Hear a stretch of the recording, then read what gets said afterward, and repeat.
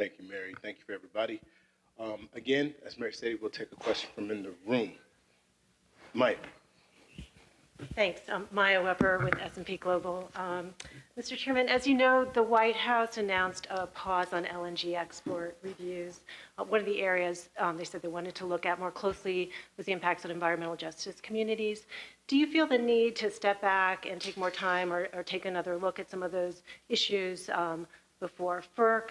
You know, it's hard not to notice that there hasn't been a decision yet on the CP2 project. Can you give us a sense on whether you're looking at these things any differently in light of the White House action? I think you stuck about 3 or 4 questions in that one question, Mike.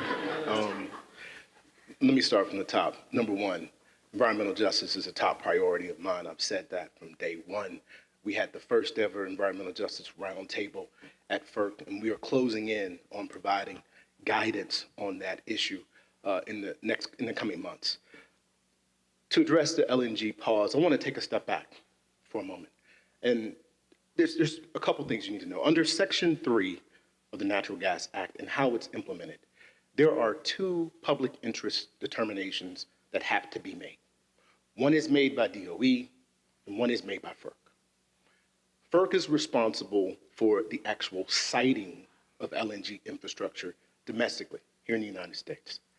The Department of Energy is responsible for the actual export and import of LNG. There is no coordination. We do not coordinate with the Department of Energy on those 2 determinations. In fact, we defer to the Department of Energy when it comes to determination that they have to make.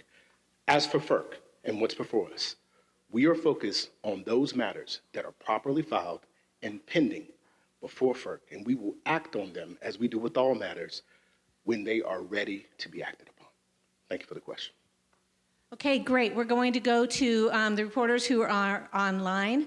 And the first reporter, or I guess the only reporter, because we don't have much time, is going to be Keith Goldberg of Law 360. Keith? Hi, Chairman. Thanks for doing this. Commissioner Clements just announced recently that she confirmed recently that she would not be seeking a second term. She hasn't yet given any indication of when she would actually leave the commission. But I'm wondering if the announcement of her not seeking another term and the potential for her departure to be as soon as the end of June, has that increased any urgency to get out to finalize any major policies, most notably the regional transmission planning policy, now that there's a chance for a potential, loss of quorum of commissioners? Thank you, Keith, for the question. First of all, I want to state that Commissioner Clements and I, that we have a great working relationship. I've enjoyed working with her. She is a friend, and I have to tell you, she is a public servant, again, in the truest sense of the word. So she will be missed. She has not announced when she will depart, and so that's a question for her. What I'm focused on now is the fact that we do have a quorum at FERC, and I am moving forward aggressively, as I always have. So the urgency is the same.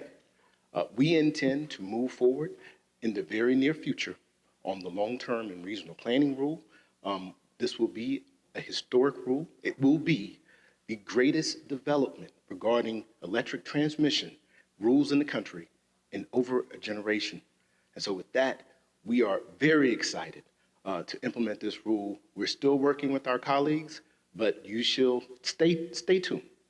Just stay tuned. Thank you. Great. Chairman, that's it? That's it.